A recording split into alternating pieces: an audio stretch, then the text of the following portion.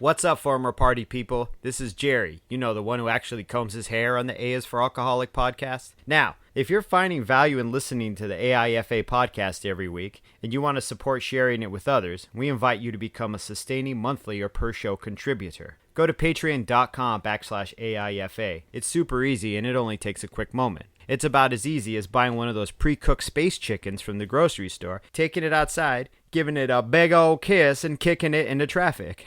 Why would you do that? Anyway, you do you, and I'll do me. Again, go to patreon.com/AIFA. And with that, people, let's start the show.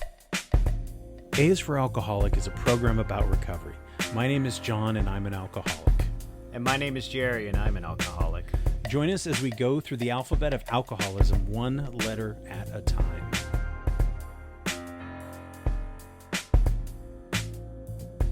Welcome back to the A's for Alcoholic podcast, the podcast where we talk about our crippling alcoholism, deep, dark despair, Our crippling... and the eventual, I don't know, I got nothing. It was going to get dark. The eventual recovery. Eventual relapse, right? The redemption. It's our redemption journey. Redemption journey of recovery. John and Jerry, European redemption road trip. European redemption road trip from Milan to Minsk. Milan to Minsk. One woman's erotic journey. Two men's erotic journey. Platonic journey. Our erotic journey through recovery. This is the whole beginning of this podcast. The erotic journey of recovery. Yeah, it's just like, well, am I going to masturbate today or just cry? Or just cry. That's early Maybe recovery. Both. Yes. Maybe both. Yeah, that's early. So I heard your congratulations. Your daughter just hit 10 years sober. Is that right? Yeah, 10 years sober. It's a milestone. We actually had a donut cake. I saw the pictures. That's awesome. Uh-huh. Instant coffee, donut cake. The fifth grader did the fucking the preamble. Read the preamble. I did a little part of the daily reflection. How Dora sees it. I passed the basket around, Yeah, she's 10 years old, man. That's so fucking crazy. That is pretty crazy. Yeah, man. I got a 10-year-old sitting in the living room right now, not doing her homework. God damn it. What is she? Damn it. What do they study in 10? In 10? Fractions and dividing fractions. I don't even know that shit. I check her homework now with a calculator because I'm dumb. I'm like, I can't fuck with any of this. What's 3/4? I'm like, sure, it'll hold water. 3/4 minus 6/8? Beats me. 0. Yeah. There you go. Can you divide? It's not a math podcast. No, it's not a. There's a good one called. Nah, I mean, I don't know if you're into math podcasts. They can be pretty dry. But there's a good one by Number File. Like the only Number File. Mm-hmm. The only fractions I could do was like a fifth of whiskey. But is that a fifth of a gallon? I never knew. I always thought a fifth of a whiskey was not a fifth of a gallon. Maybe it is. So a fifth is roughly 750 milliliters, right? Right. Yeah. 750 milliliters. I know this for a fact is equal to 25.6 ounces. So if you multiply 25.6 times 5, you get 125, and then the 0.6 times 5 is 3. So yeah, it's a fifth of a gallon. So it's Really? 128 ounces in a gallon. The fifth is 25.6, and that's 1/5 of a gallon. If you divide 128 by 5, you get 25.6. All right, so then a handle bottle is not a gallon. No, that's 1.75 milliliters, which is going to be 25.6 plus 33, so it's going to be 58.6. Is that correct? I don't know.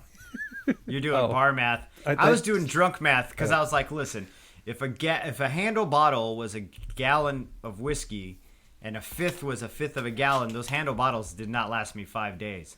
Do you know what I'm saying? I'm like, a fifth would last me a day. And I could kill a handle in like 3 days. So would you ever save a little bit? Would you like save a little bit for the next day? That was what that quarter was for the turbulence in the morning. Yeah, well, not in the morning. It was, depending on whether or not I had to work. If I didn't have to work, then it would be a beer, and then by about noon, there'd be a shot for the turbulence, or just a cocktail. But beer... And if it were like the beginning of the weekend, it was like definitely like, okay, we're just going to start drinking now at 2 or at 1, because I'd be up by 10 or 11. Mm-hmm. The beer was usually michelada, clamato, and beer. That was sort of a quote-unquote meal. Yeah, right. Which is just salt, juice, and fucking road sodas. Ugh. Yeah. Although I do crave like clamato now every once in a while. Like I'll see it in the store and be like, man, that'd be good with some like lime club soda, like a LaCroix or something. Do you do it? And I've sometimes, but then I don't enjoy them. Like I don't stop and savor them. I just pound them because the alcoholic like just totally takes the front seat and is like, get this shit down your gut. Fast. And Megan will be like, you just pounded a michelada in like 4 minutes. And I'm like, oh, I did. But like a virgin michelada. Right. You know? Yeah. So to me, I'm like, what's the use? I'm just going to get all bloated from the salt and feel all crusty. So it's just a waste of calories. Right, because I never savored a drink, but I mean, I think I'm preaching to the choir here. I don't know a lot of people who did. I mean, you may have savored drinks at some point and been like, "Oh, let's really ruminate and sit in this moment." But I just never did, man. Yeah, I mean, of course, as a bartender, there were some genuine moments of research and development. There were some genuine moments of like learning about it. I mean, I'm serious. I love the term R&D. It's just like doing a little R&D, drinking this rumpy for R&D, man. Right. So there were some legitimate moments, but they were early in the evening. Those were intentional. They were early in the evening. I used to go to cocktail classes. They would have like, there was one that was it was called like Night School or something like that and they would have like very, very prominent bartenders in This was Seattle. in Seattle? Mm-hmm. And so you'd sit at this bar in this hotel, and it's very old school, very cool, swanky, just kind of just awesome place to be, right? And so you'd sit there, and they would have bartenders. Each one you got a little book that had all the recipes in it and talked about everything, had the names of all the bartenders, and they would each make a drink, and they would talk about the history of the drink and, this, that, and the other. And it was it was super nerdy, super cocktail nerdy, but it was pretty cool. And so I would do those, and then we would go get fucked up at the shitty bar down the road. Go and get shit canned at a dive bar. Yeah. So it's so funny you talk about it. Even they have the classes in an old bar. Like it's this whole I'm a member of this thing. Mm-hmm. You know what I'm saying? Like we go to these darkly lit places, and some of them are dive bars, and that's for the whole niche kind of novelty aspect of being somewhere gross. Right. And then we go to these other darkly lit, you know what I mean? Like dark rooms with lots of old wood and the smell of old cigarettes in it because I'm a member here. I belong. Don't you understand? I belong here, And that idea of that is so, to me, to this day, looking back on it, being outside of it, it's peculiar, but it's also, I understand the draw of it. Like that's how you get pulled into it, is you become a member of this. It's in so many ways. At the time, it was beautiful and it was fanciful and it was cool and like I felt special, Right. And it's funny because this is our shared experience with it, whereas I know some listeners to the podcast are more like, yo, man, I just drank beer. Like I came home and cracked the case and fucking killed the case. Do you know what I mean? Or we went out camping and I got shit faced, drank a bunch of rum, and I was just like, I was party Bob. I like to fucking party, And that was there, but they were also that member of their own club in their own way of like, I like to have a really good time. Mm-hmm. Yeah, and even sometimes, even being a club member of one, being like for sure. I just think that my story is different just because of the job that I had, and and very much so, yeah. So we would go out to different places that maybe if we hadn't met, you probably would have just been drinking. You know what I mean? Like, yes, it would have been absolutely. Beam and Coke, I was and gonna that's say, it. My story intersects with yours because I was in such close proximation to you that I just would go along for the ride. Plus, I was always broke, and you guys had bartender money, so I was like, "Who's sponsoring me tonight?" Because I have no money, but I want to have a good time with you guys. Do you know what I mean? Yeah, that's funny you use because we would use those terms. That like, term, who's going to sponsor me?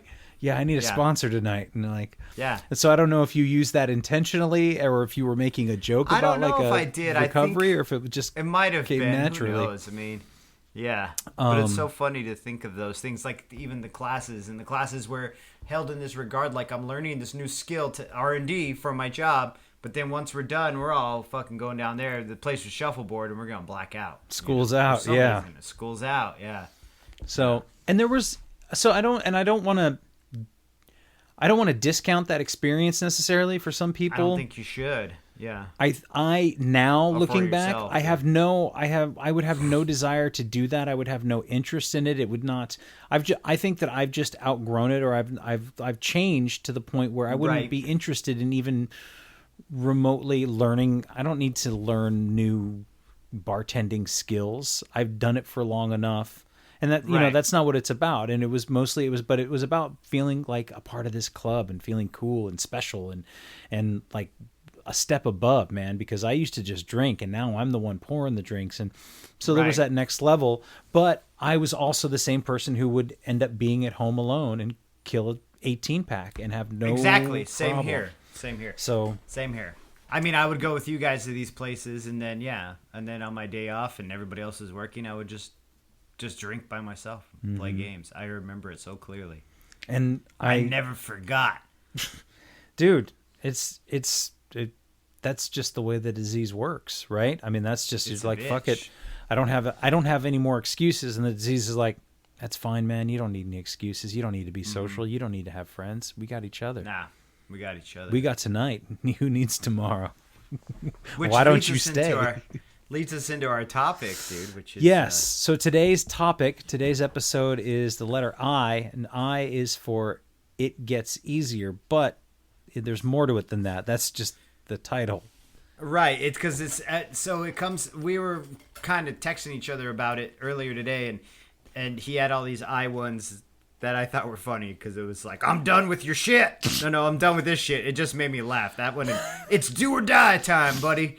It's just, I thought it was, individual program was good though. But anyway, so I was like, well, what about the It Gets Easier quote from Bojack Horseman? Do you watch that show? So I don't know that show at all. I think you should watch it. It's on Netflix. Do you have Netflix to do that? Okay. It's interesting. It's a cartoon, but Will Arnett voices the main character. Okay. And the main character is basically all these animals are alive and they live in Hollywood. I think you'd like it a lot, actually. There's a lot of wordplay in it. But anyway, the main character was a star of a TV sitcom in the 90s, like Full House. And now it's and he's kind of washed up. And he suffers from hardcore depression. He's an alcoholic. He suffers from alcoholism. It's really pretty an accurate portrayal of alcoholism, actually. I'd say it's probably one of the most accurate I've seen in a TV show. But anyway, this is that preamble to that quote from the show where he starts running at one point. He's trying to better himself, so he decides, I'm going to run, because he sees this baboon run by his house every day in a full jogging outfit with a headband and shit. So he tries running, and of course it beats the hell out of him. So he ends up falling over and just laying on the ground, just beat because he smokes and drinks and shit, and his body's all fucked up. And the baboon runs by and stops and looks down at him, and through the sunlight, beaming behind him, the baboon says, it gets easier. Every day it gets a little easier, but you got to do it every day, and that's the hard part. But it does get easier. And I thought it was so profound when the first time I saw it in the episode, I teared up. I was like, it does get easier, and you got to do it you know what I mean? Broke my heart, because it's like you got to do it every day, and that's the hard part, Yeah. But eventually it starts to even out, and so I thought that would be an interesting topic, because I think a lot of times, not only in early recovery, but even for me, with a quarter.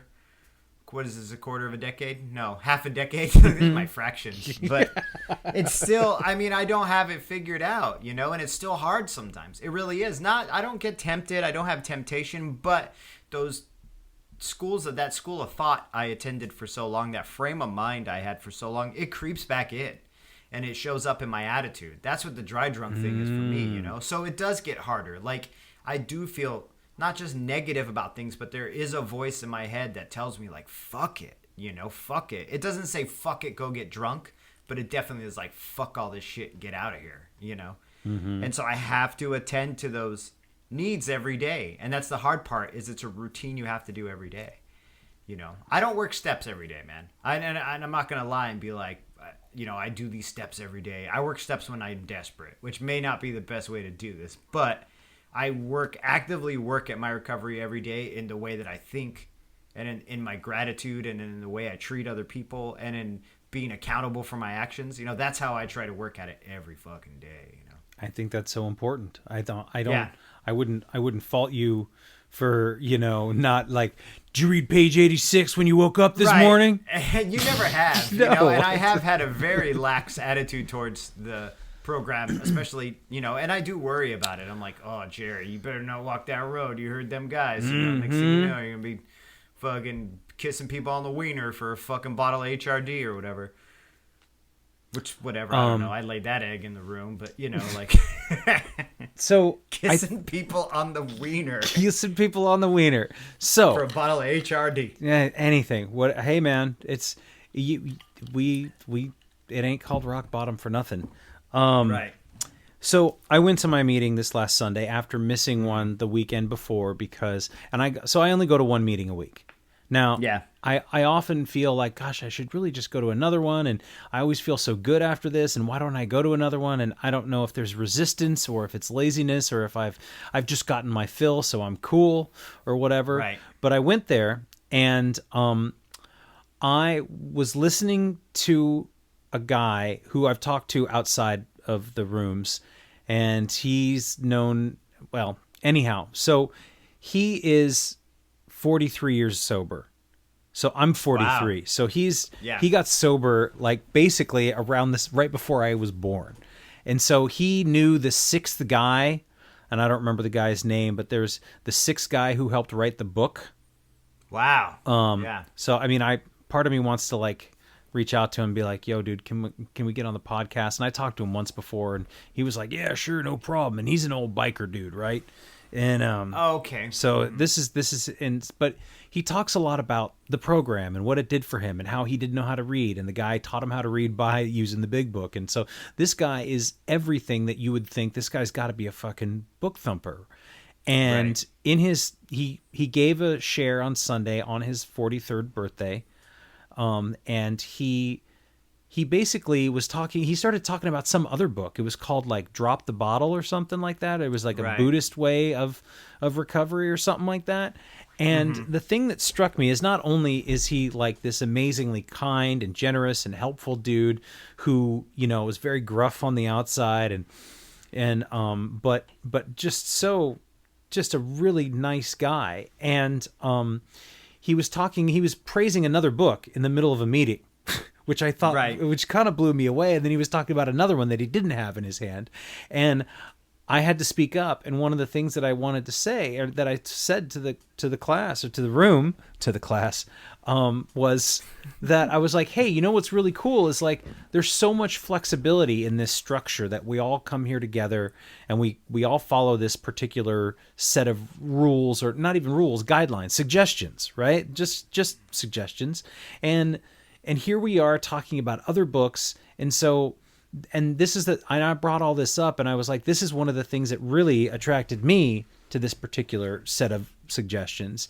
And he basically said, the thing that he said in replying to that was that we all come in here from different angles and different levels and different bottoms. So you're not going to, how did he put it? We're not all going to require the same things at the same time in the same amounts. Right. So if I don't do exactly what somebody else did, or, and he used to say, like, back in the day, 40 years ago, like, that's the way it was. It was like, shut the fuck up, newcomer, sit down and listen. I ain't got shit to hear from you. You better do what we say or you're going to die. Because that's all that they knew. Right. That's just how they knew it. And that was 40 years ago. And that means that the program was only 40 years old, right? So I think that was something that was really, that was a big epiphany for me that on Sunday, was that we all come at this thing, or we all find ourselves in need of some kind of recovery at different levels and at different places in our lives. So it can't be, absolutely. It can't be just do this and everything will be fine. this is the only way it works. This is the only hard line. Now that being, but some people do feel that way though, dude.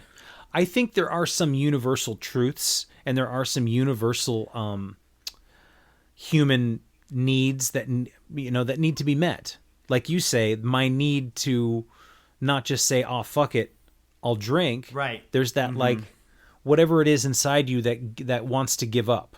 Whatever it is inside you that wants to just run away, whatever it is inside you that wants to just toss aside whatever the situation, the person is, any of that stuff, that's still something inside you that resides there, whether you're drinking or not. And you've gotten over to the point of like saying, I'm going to drink over it, but it still shows up. So I feel like that's something that is a universal feeling or emotion that we all have as alcoholics, even if each one of us is coming at it from a different angle. Yeah. I think there's that shared feeling of not only desperation, which brings you into the room, you have that desire to stop drinking, and sometimes that desire is super desperate, which is, I mean, I know I share that with a lot of people, that feeling, but also, like you said, that there's that shared idea of, I want to use the word escape, but I don't know if this is the right word for other people, and I don't want to apply that to other people. But for me personally, what I call escape, someone else has another word for. But it is that idea of, fuck it. And it may not be fuck it, let's get drunk. But there's definitely, like you talk about the shit, fuck, stack, which is the negative shit. But my shit, fuck, stack always ends with, fuck it. You know what I mean? I'm done. If I can't play this game correctly, no one is allowed to play this game, and I'm flipping the table over. Do you know what I mean? Like, I'm a big fan of destruction and self-destruction. I've been like that since I was a little kid, I think I gotta avoid that. I think it's relief, Jerry. I think the positive one, or the positive part of that, or the flip side of that coin of saying, "Oh, fuck it," is you just want relief. Yes, exactly. Yeah. Stop pushing. Do you know what I mean? Like, stop pushing on that nerve. I'll just worm my way out of it by force or by being sneaky or whatever. Avoidance was always my shit. Avoidance and self-destruction were always my shit. Like, if I had a bill to pay, dog, I ain't paying that shit. Go ahead and call a collector. What are you gonna take from me? You gonna take this old couch that, a shared friend of ours threw up on one night, you know what I mean? Like, who denied he threw up on the couch? But I know you threw up on the couch because I saw you throw up on the couch. But anyway, nasty. I saw it was nasty. But I'm like, what are you going to take? So I avoid this. I avoid this, or I say, fuck it. I'm done. I'm not doing it. Good luck. I'm out. I'm sailing away. Take me away to where I'm going. Is that Christopher Cross? Yes. Or no, Come Sail Away. That's not Come Christopher Sail Cross. Away. That's two different songs. We're mixing them both up. So let's talk about it getting easier. Okay. And how it's easier today versus... I mean, I think that I have used this metaphor before, and I'll use it again, that in the very beginning, in the very early days, it was like triage for me. It was absolute fucking chaos, and just trying to keep it together for one more day. Oh yeah. And not even, I mean, I wasn't even worrying about healing myself. I wasn't worrying about like getting better. I wasn't worrying about, the spiritual malady. I wasn't worrying about my relationships with anybody. It was just this sort of tooth and nail scraping and clawing to stay just remotely sane for 24 more hours, or to get to as close to sleep as I could, because at least when I slept, I didn't have to think about these things. And so, I mean, it was just that there was still a lot of like anxiety and terror and uncertainty. It's funny. Was a lot of anxiety for me. There was terror in the sense that I was going to fail, because a lot of that climbing the walls and that anxiety was that I was going to drink. And I kept telling myself, don't drink. Don't drink, because you do bad things when you drink.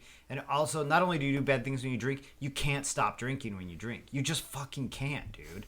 And so, so like a lot of it in the beginning was like, don't do this, because every time you do this, you fuck everything up. and everybody's gonna leave you, and you're gonna be all alone, and nobody's gonna want to hang out with you, and you're gonna fucking die. So stupid, you know. That was early. That was the hard part. I'm past that now. I don't think every day, don't drink. I just don't drink right now. And then when things get rough and my brain is like, what do you say, buddy? How many fists are in a gallon? You know what I mean? Like, that's when I got to work my shit a little bit, you know, or like sit down and actually think about it and pull back and look at the whole thing, you know? Yeah. I just love that, like, you got to help your daughter with fractions and like, I just imagine like the beautiful mind where you're just like the numbers start popping in the just popping up, but it's like the back of liquor bottles, 750 milliliters. Because I never measured out each shot or each drink. No. I just would just pour until it seemed sufficient, and then you know, sometimes it's a little too much, sometimes a little too little, or like just me being like, listen, Olive, if I drink half a fifth and I'm in bed by 3 a.m., I'll have the minimal amount of hangover and be up by 11:30 maybe for work. Do you know what I mean? Like, those are the fractions in my brain. That was math. Yeah, dude. So it gets better, and it only got better for me by I think there was a certain level of fear in the beginning for sure that like kept me going and kept me on it. I had different things to lose. I don't want to say I didn't have as much to lose as you, but I did not have a family. I was not married. You know what I mean? So I think in some respects it might seem like my situation was maybe not as dire, but it's not to say it didn't feel that way, you know. Well, yeah. So, but I mean, it's funny you say that, because I think about me if I were single and had no wife and daughter, and would I still be drinking? Do you know what I mean? Because they were the catalyst in my life. That was my catalyst, right. You know. That was the thing that switched everything upside down. But then I think, would I find recovery as a single person? And it's uncertain. I don't know. So I don't think about it too much, but it's a fun thought experiment. Whereas you were all alone in the sense that you were literally alone. You had like no one. And yet you still hit that point in your life where you're like, this is not only not working, this is like dangerous. And this is like such the opposite of the fun I was having 2 years ago, you know, or 3 years ago. Yeah. And then, because people always do that sober November, and we talk about this, but to them it's like, okay, I need to pump the brakes because it's getting a little wild, you know? Whereas like I think guys like you and me look at it and we're like, man, it's not just pumping the brakes. Like, I need to pull this e-brake because this shit is like beyond wild, and I know what I'm capable of. I have to get out of the car. I have to get out of the car. Yeah, exactly. And I have no beef with the sober things. Sometimes I get a little bristly and resentful, but I have to brush that off. That's a Jerry problem. You know, that's whatever. You want to not drink beer and grow your mustache for this month? Knock yourself the fuck out. Go for it. Yeah. You want to, what's the other thing? You want to refrain from masturbation? Oh, no FAP November. Yeah. I knew you were going to go there because I was about to be like, man, I was about to throw that one. There's a lot of research out there about seminal retention that, you know, I mean, whether or not you believe the life force keeping it within you, I don't know. That's weird. That's like Dr. Strangelove. This is twice we've talked about fucking jacking off on this podcast. My mom's going to be making pancakes going, what the hell, Jerry? I just hope she doesn't have company over in the morning. All right. She's like, hey, would you like listen to my son's AA podcast? And it's just like two ladies from my granddaughter's school who are like, no, I would not. So where was I? No, just that there's, I feel like there's, there may or may not have been, a lot less or a lot more to lose for you. One of the things I think that one of my catalysts was not only that I had some sort of epiphany on my own for sure, because I was alone, but I realized too that reaching out to you, who's somebody who is my oldest friend, who I at the time was probably as distant as I had ever been from you in our relationship and our friendship. Yeah. It was fairly non-existent. Sober, yeah. You know, yeah. It was fairly non-existent. I would call you up and maybe I'd be drunk. I'd usually be drunk, maybe a little bit tipsy, like just enough to not. Dude, you were drunk like every time. There you go. So I was drunk every time, trying to call you up, and you were just like, man, And I think you were always nice enough, but it was like the conversation was always the same. It would always end up like, I don't know if I'm an alcoholic, Jerry. Am I an alcoholic? What do I need to do? You're like, you know what you are. You know what you need to do. Dude, you know what you need to do. And I my favorite part is the, yeah, like you're hitting me up about this shit, and I'm literally like not even a year sober. Like I'm just like, I don't even know what the fuck I'm doing right now, dude. Like, yeah. So there was definitely, that was part of it, was this idea that, and I don't know that it was fully formed, but this idea that you were moving on and things were changing, and why were things changing for you? And it was something that I couldn't be a part of anymore. And we were not a part of this. We were that club we were talking about at the top of the hour there, like that club was gone, and I wasn't allowed in that club, and you weren't showing up to that club, and I couldn't get you to come. And it just felt like all the good times had fallen apart. It felt like, you know what I mean? It felt like none of the video games at the arcade worked anymore. And I kept going around trying to like get one to just work, pushing the button, and everything's all, nothing's working. Nope. And I think in those first couple of months where I did it by myself without any help were awful. And then I finally got help, and then I started going to meetings, and then I finally got a sponsor. And then that whole process took like 6 months, maybe 7 or 8 months. No, yeah, that took like 6 months for me to get from I need to quit to I should really talk to somebody on the regular about this. And it can't be my friend who's still newly, sober and doesn't really know either. Just because, well, I think there's something, I don't know that I could. I mean, how would you feel if like somebody who was your friend wanted you to sponsor them? I probably wouldn't do it because I wouldn't sponsor anybody though. Because I shouldn't be sponsoring people because I haven't worked through all the steps yet. Right. So even when I go to a meeting and they do the raise your hand to sponsor, like I cross my arms because I'm like, I haven't gone all the way through. Right. But at the same point, I feel like you and I have entered this definite weird sponsoring each other relationship sometimes where we depend on each other. Do you know what I mean? As far as like advice and perspective, and do we do this thing once a week? Like, I'm surprised I haven't quit, to be honest with you. Do you feel like you would be letting me down or something like that? Is there guilt? Well, we just have a relationship. We have an obligation to each other. Yeah. You know what I mean? Yeah. Yeah. And so I'm like, yeah, dog, like I can't quit because I need John and John needs me right now. So, maybe so it's a I little don't know. bit We'll deeper. see what happens later. But yeah, because usually when I obligate myself to things, I end up hating them eventually, not wanting to do them. And I'm like, ugh. And that's also that part of my brain that I need therapy for or something. I mean, I'm surprised I've been married for 10 years, Not really. I mean, I love my wife. No. But you're once again, but like so I feel like part of it is not the obligation as much as it is that we have this relationship where, like, I haven't been to a meeting in a while, so sometimes I need to do this with you to give myself a little solace and be like, right, you're connecting with another alcoholic and one who knows you really well. Do you know what I mean? I was never good at asking for a sponsor. I kind of had I had someone I worked with, but even he was really adamant, like, I'll be your sponsor, but I'm not responsible for your ass, And so we worked together for a while, but we hit a step and then hit a snag, and then he opened up a new business and was working his new business, and I was super flaky. It takes two to tango. Do you know what I mean? Like, I never called him and he never called me, and so we just kind of, I still love him very much, so I care for him a lot. I mean, he showed me a lot of things about recovery and gave me a lot of really great perspective on who I was as a person through his own actions and who he is as a person, I learned a lot of kindness from that man. Yeah. Which is weird for me to say without any sense of irony.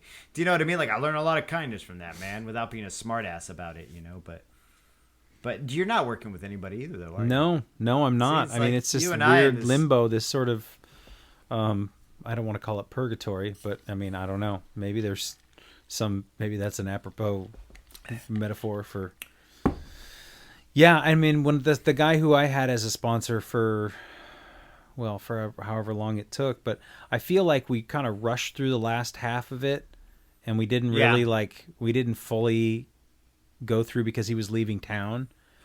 And it was just like, it's just something that happens, you know, people leave and people move, and, you know, I can't expect him to, you know, upend his, or, you know, not move on with his life because I need to finish whatever I need to finish. So I don't feel like we went through the last part of the program.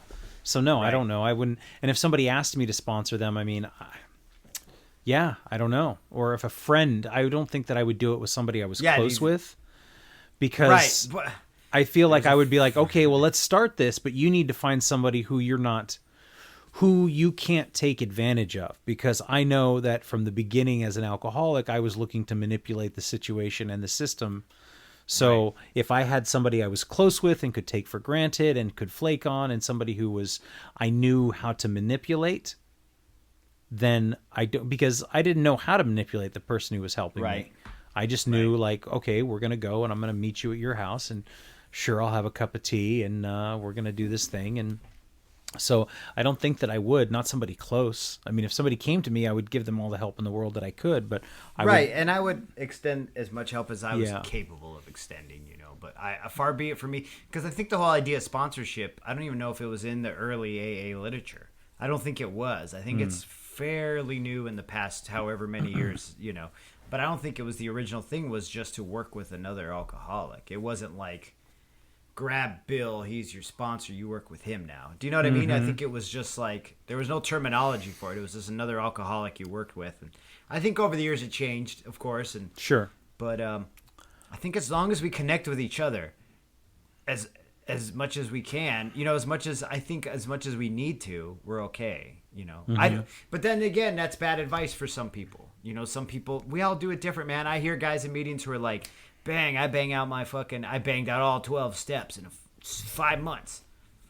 And I'm like, Jesus, really? 5 months? Like, you don't get a license at the end of this. You know what I'm saying? Like, well, some people are more desperate than others, right? I mean, that's kind of what I've come to learn. There's your perspective to give to me, you know, where I'm coming from, this place of like judgment, like, slow your ass down. You're looking at me like, hey, man, bam, bam, and bam. And then I'm like, fucking AA Jedi magic. There it is. Dude. Man, I think we've talked about AA more in this podcast than any other one. That's we have. So, listen, we don't represent it in any way. No, I do not represent it. I'm a terrible representative. I'm simply representing our own personal experiences. Just a bunch of shit we cobbled together. Right. And, you know, that tends to be AA adjacent. But that being said, having the help and the support is what made it easier as time went on. And it was really fucking hard for a while. And even during the times of help and support, it was really difficult to kind of go like, okay, this is how my brain works. Oh, and I have to change it, but I don't want to change it. Coming home, feeling sad, fucking crying, you know, after like so much crying. Jesus Christ, man. It was like... Like just wanting it to stop, and you know that shit sucks. But then I got moved through that thing, and then the next step was, you know what? I'm done with this shit for a while. I don't want to get up in the morning and go to this meeting, and so I just didn't go. And that lasted for another few months, and it was like, oh, why did I do that? That was probably just because I had to do that, because I had to get that thing out of the way so that I could then, like, it was like I finally came to this point where I go, oh, these meetings are here to help, or these people are here to help. And it feels good, rather than me being resentful or fucking begrudgingly going like, nah. You know, we talk about the whole like dance where you're like, I don't know if I have enough time, and I gotta put my shoes on, but I just started dinner, and I really want to play this game, and like it starts at 7, and I just thought that I should go, and it's 6:38. I don't know if I can make it there. And you're like, all this fucking fretting, and you're like, yeah, I can make it, you know, 3 miles down the road in 22 minutes and just put a fucking hoodie on and go. You know what I mean? Right. But we do this thing where we're like, and then we get there and like, oh my God, I feel so much better. Wow, what a relief. Yeah. So, it does get easier. It gets easier in the first year. It got easier in the first year for me. It got harder in the second year. What was the third year? The third year, I was much bigger. I was still very heavy. I was still eating a lot. I was sober, but I was like, I had a voracious appetite for everything else. The third year was a lot of video games and M&Ms and salami. Yeah. I don't know why the combo bummed me out, because usually I'd be like, fuck yeah, dog. But yeah, the combo is like, ugh. And I was telling someone at work the other day that was like the best Christmas present ever for me at one point in my life was a handle of Jim Beam and a Pepperidge Farms gift box. I was like, I'll fucking marry your ass. Mm-hmm. Which I did. I married the woman who bought me that. So yeah. But just thinking of salami, like, and M&Ms, and Fallout 4. Yeah, Fallout 4. You're like, I can't build a house. How do I take care of these people? I'm like, don't. You're like, yeah, but they'll die. I'm like, who cares? Right. I couldn't build the house. I think that's why I ended up playing the fucking Walking Dead. I just build these like extravagant. I know. I have these like extravagant homes. And... I wish you people could see the time and effort. It's beautiful. Like, so when I went to go visit Jerry a couple of years ago, we hadn't seen each other forever. Dude, that fucking shit. Yeah. And he's taking me through the Fallout, and this is not online, unfortunately, otherwise. But in the game, like, he had this whole gorgeous setup, and all these people are all mingling around, and like this is I had a bar. Post-apocalyptic. It was a whole town. I had multiple bars. I had an armory. I had lookouts and scenic vistas and views, and these people were living lavish. Yeah, mm-hmm. Like they were not concerned about the Fallout or the Raiders or anything like that. I was like, I have 30 turrets on this base. Nothing's attacking it. You're all safe. Go to sleep, my babies. but those were, I think, like, and I think about those times, and you know, like that was part of your recovery. Yes, it's still part of my recovery. It really is. I mean, that's the thing I fixate on. Mm-hmm. That's how but I don't really play as much as I used to. Like today, I played for maybe an hour and a half today, because I had other things to do now. My days off are like just doing stuff all day. So I run, and then I come home and clean and start laundry, and then decide to do something else. And then at that point, I'm like, fuck, maybe I should play some games today. You know? Right. Yeah.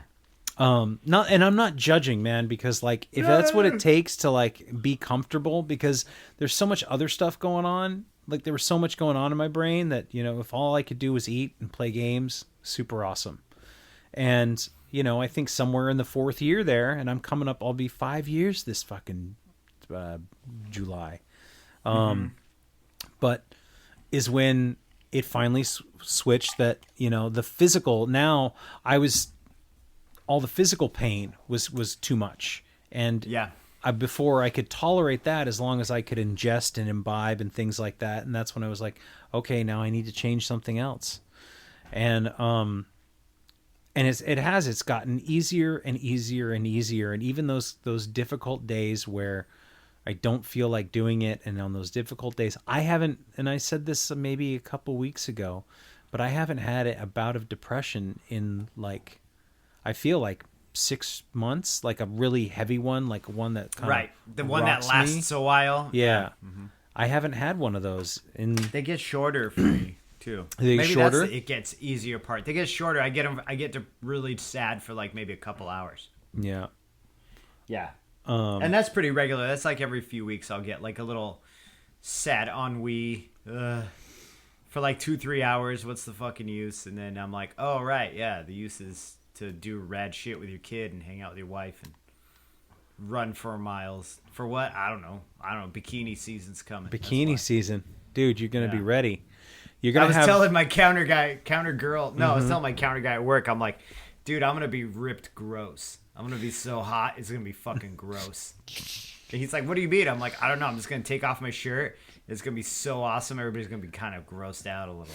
Jerry's going to have that nice V like Brad Pitt in Fight Club with the fucking... It's going to be a little weird, though.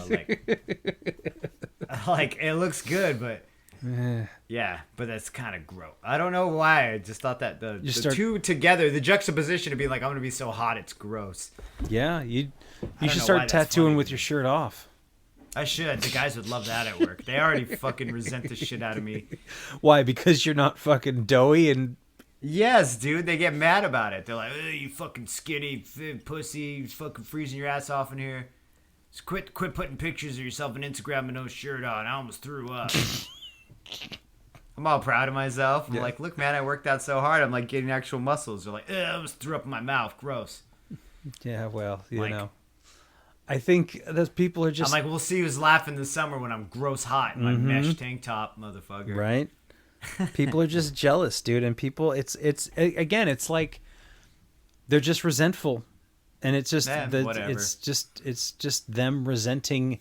It used to hurt my feelings, but now I'm like, I still don't push shirtless pictures of myself on Instagram anymore, though. I might, though. Nice. Ladies and some select men, and also anybody else in between, get ready for some thirst pics. I'm gonna start taking some screenshots, and I'm gonna start posting naked. Doing some thirsty pics of you. Yes. A is for alcoholic. The thirst trap. Sober thirst trap. Yeah, it's just me, the podcast, and set up and just flexing my one tiny arm muscle. Forget about that thirst for alcohol. I got what quenches you. It's a 44-year-old man. How old are you going to be this year? Are you going to be 45? I'll be 45. Wow. Almost 50, dog. Yeah, that's crazy. It's stupid. I hate it. We've been doing this a long time. What, the podcast or just being alive? Just being alive. I mean, I don't know. Yeah. It's just a trip to me. Like when I think about, somebody was asking me about when I had met you, and I was like, well, 98, 97, 97. So it was 97 was the first original meeting, and I was like, fucking 97.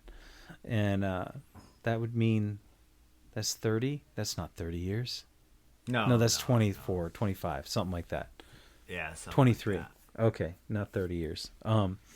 But yeah, and it's so I just feel so much more. I mean, I don't know about you these days, and we've talked about inspiration and, you know, where it comes from, and not even inspiration to create like some fount of beauty and, you know, I don't know what I'm trying to say, but just to be alive, to sit here and get excited to talk with you about running, you know, or to be excited to be in my own body again.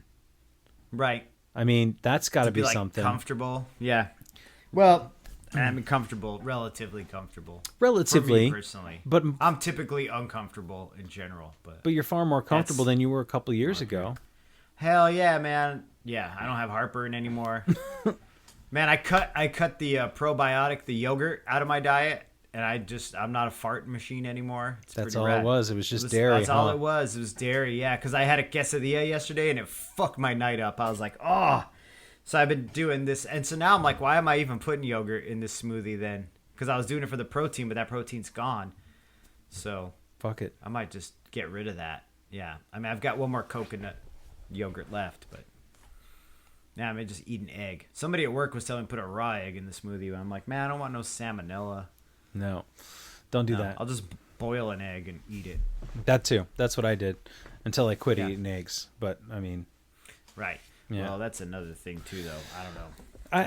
Anyway. You're doing fine. As long as you're healthy and you feel good, then fucking do whatever. I mean, it's just these are the things that we talk about now versus the desperation and fear of, you know, like, oh man, I went to a meeting. Or I would call you up and be like, I had this dream last night. I was drinking again. Like you're a like, drinking dream. You're like, are you drinking now? I'm like, no, I just feel so awful. You're like, it's okay. Like, you're gonna be all right, you know. Like, I don't have those anymore. I had one a few months ago, and I didn't get scared about it. I just woke up and was like, that was stupid. Like, fucking brain, like, shut up. And then that was it. I went back to sleep again, you know. It's kind of like the Dr. Sleep fucking monsters in his head. Yeah. Which just put him in a box. You just put him in a box. And now my dreams are like, can I read you this? I wrote this down one morning in my phone. Yeah, let's bust out your dream journal, dude. Hey, God. Let's do it. So it's about a guy. His name is F. Roy Rogers. I don't know what the F stands for, but they were calling him Froy Rogers in the dream.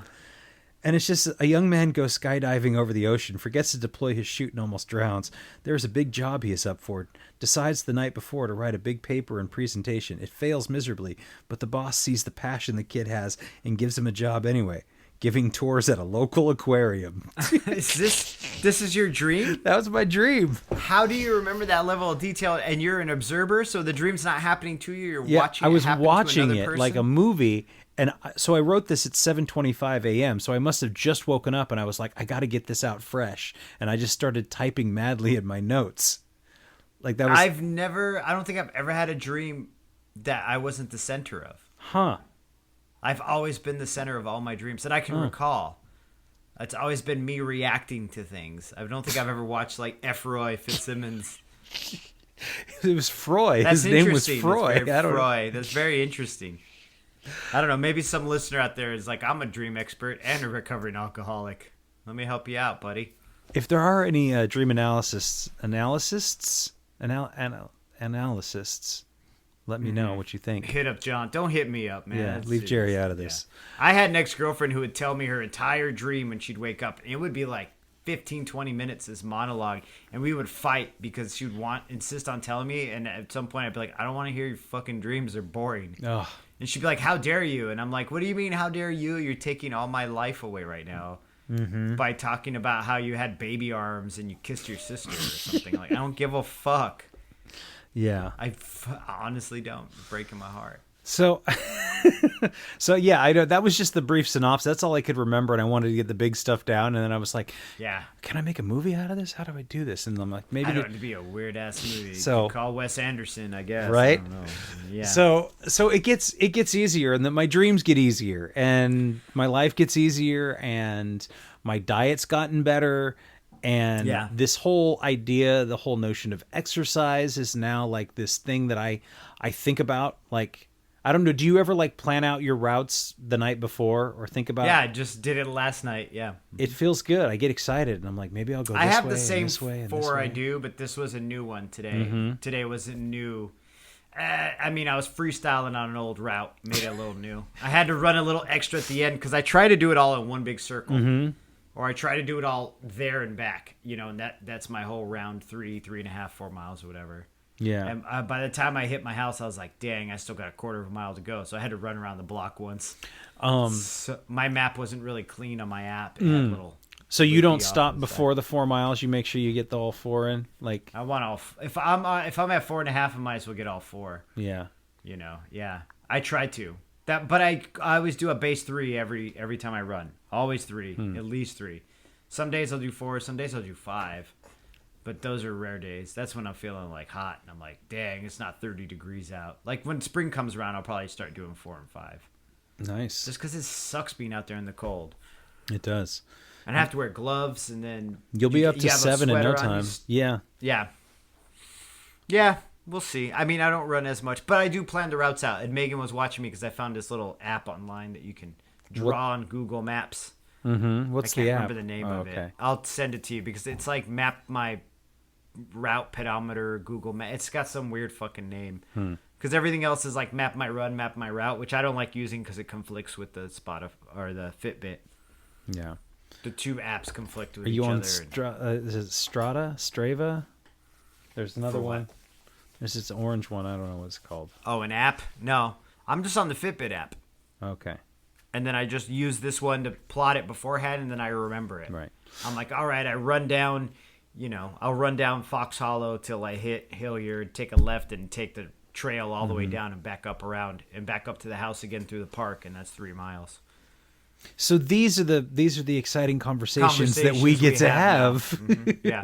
in recovery because what was it during like active alcoholism, right? It was just about booze or getting was always fucked about up, booze or and who got fucked up or who's having drama. Who's having drama? Who's more of an idiot? Yes. Or who fucked Who's up? doing something stupid? Yeah. Yeah. How dumb somebody is. Oh, you had to go get 42 stitches, or you fucking choked out a guy on a roof across the street from the bar who's shining a laser light on you, or whatever dumb thing. Do you know what I'm saying? Yeah. Or like, oh, you fucking had a meltdown last time we were out, and so fuck that guy, Right. So and then in early recovery, all our conversations were just, are you going to be okay? I think I'm going to be okay. You think the storm is... I felt like we were in a cave hiding from the storm. And it was like, is the storm over? Yeah. You think the storm will end? And every once in a while you watch peek the out, news. like you see Yeah, that. you just peek out. Maybe there's like one newsman guy in the cave who's like, hey, the storm will be over in a few weeks. And then a few weeks pass and it's not gone. And you're like, you fucking liar, That's how I felt in the beginning. Like, are we going to be okay? As long as we don't go back out there, we'll be okay. But, Then you have like one sunny day and you go out running out in the sunny day. And you're like, oh my God, this is amazing. This is great. And Yep. don't stay out there too long. And then you got to like run back in the cave because the fucking clouds come again. And right. And then I think the storm hasn't passed all the way. I just think we're getting more sunny days because I still get clouds. I still got to get in the cave. Yeah. Even, God damn, like 2 days ago, my wife's like, you need to go to a meeting. Isn't that funny how they like, know? You're being intolerable. You need to go to a meeting. So I was like, well, I can't because I got to work and I got to go do this, that, and this. But yeah, I'll probably end up going to one tonight after this podcast. But isn't that funny how the people around you, like, they can tell when they're just like, because I've had that too where Rashida would be like, are you all right? Do you want to like, we don't, I know we were going to hang out, but maybe you should go hit that meeting over there at the Atlano Club. And they're like, oh, you think I'm mad, huh? Huh? Yeah. I guess you're right. Probably should. Okay, well, let me. All right, I'll see you at 3 then, honey. Right, and I'm always like, let me get my $3 and my fucking $3, $3 check. I always throw $3 in the basket. Good for you. Man. Yeah, thank you. I always say to the meeting, thank you. Yeah. If all I can give you is $3 right now, I'll give you 5 next time I have it. Yeah. That doesn't make sense. But I'm like just saying, like, if that's all I can offer, at least I'll offer that. That's great, man. I owe so much to it, man. And like, I try not to, once again, be a representative of it. But in my life, even though I don't go a lot sometimes, like, I owe everything to it. So what can you do, man? So I guess I want to kind of conclude here. I think this is a good Thanks spot. for coming to our meeting. Thank you. Yeah. I would say what you hear here, what you see here, please share it with your friends, subscribe, and like us on Facebook, Instagram, Twitter. Get your ass in here. Here. YouTube, too. I've only got 18 subscribers. I could use one more. Be my number 19, baby. I'm one of those subscribers. Hey. But yeah, so I think, I guess it honestly, and I know it's so easy to hear somebody else say, don't worry, man, it gets easier. And you're like, this is fucking bullshit. I don't know why I'm doing this. And fuck these old guys talking about running. Exactly. But there's that part. Your brain has got all these separate conflicting parts. My brain had, let me just say it, let me just talk about myself here. My brain had a lot of different voices, and they would fight each other and fight each other and fight each other. And little by little by little, I would start to listen to the more positive ones, to the ones that would tell me not to drink, and the ones that would tell me everything's going to be okay. And little by little, they became the stronger voices in my head. And so those thoughts activated, emotions, which activated behaviors, and so on and so forth, in the cycle of positivity. And it's like, well, fucking the world's shit anyway. It doesn't matter. And it's like, well, if the world is shit anyway, and if it doesn't matter, I'm really going to try and be as happy and as positive as I can, because I've been given this, like, it's going to sound corny to say it, but it's like I've been given this gift. By who? By God, by nature, by myself, by my sponsor, by my friends and family, whoever it is. Like, this gift has been given to me to, like, actually live a real life. And I love to tell people, I love to talk about it, and I love to tell people about it. Not everybody really wants to hear that shit, because they are, lots of people do. They're just like fucking, the same people who want to talk shit about you for losing 50 pounds in 6 months. Right. I don't want to hear this shit, but it's such a gift, and I can't believe that I didn't do it earlier, except to say that I was just where I had to be to figure it out. And there's no magic pill or magic bullet, and I don't know how it sounds coming from me, but it gets easier and it gets better. And if you hang on for today, then you can try again tomorrow, and you can do a little bit better each day. I mean, we always overestimate what we can get done in a day, and always underestimate what we can get done in a year. And fucking just see what you can do for the next hour. Whatever that is, whatever your thing is that, keeps you from not drinking, try to do that shit for an hour. The meetings help, but there's lots of other things too. So, you know what I mean? Absolutely. Like, it gets better. And so if that's the truth, even at like my slow progress, like, what's it going to be like in another 5 or 10? Will it be better if I keep, working on myself? I hope so. Me too, John. Who knows? How's that new Outer Worlds game, by the way? It's all right. I'm enjoying it. It's a lot of reading. Yeah. Too much reading. No, it's pretty good. I've been playing this Division 2 actually more than Outer Worlds. Outer Worlds is fun though, but I want to be social with my friends sometimes, so I started playing this other one, which is a shoot 'em up, Division 2, run around, shoot. Is that Tom Clancy? Yeah. Yeah. It's an Ubisoft game. Ubisoft make all right games. Yeah, they do the Far Cry. They did all the Far Cries. Those are super fun. This is similar to that, kind of. I also want to put this out, and I know we don't have a lot of listeners, but if there's any people who are gamers, specifically, I'm going to do some research of my own, but if anybody knows about alcohol in games, and I know Jerry and I want to do an episode about how alcohol is portrayed in video games. So usually it just makes your vision blurry. It takes down your charisma and gives you back some lost health. It depends on the game. Right. But I mean, almost always makes your vision blurry. Yeah. But in Red Dead, it fills your stamina cores, so, you know. Does it? I guess you do get a little, you drink that. Yeah. Dutch and if courage. you drink too much in Fallout, it'll definitely take your charisma away. Mm-hmm. Yeah. And no one wants to help you out because it stank. There you go, man. There you go, man. Thanks again for listening. Our music, as always, is by Neglect. You can find more of his stuff at neglect.bandcamp.com. And you can find us on all social media platforms that matter: Instagram, Facebook, and Twitter. And you can reach us at aisforalcoholic@gmail.com. Talk to you later. Yeah.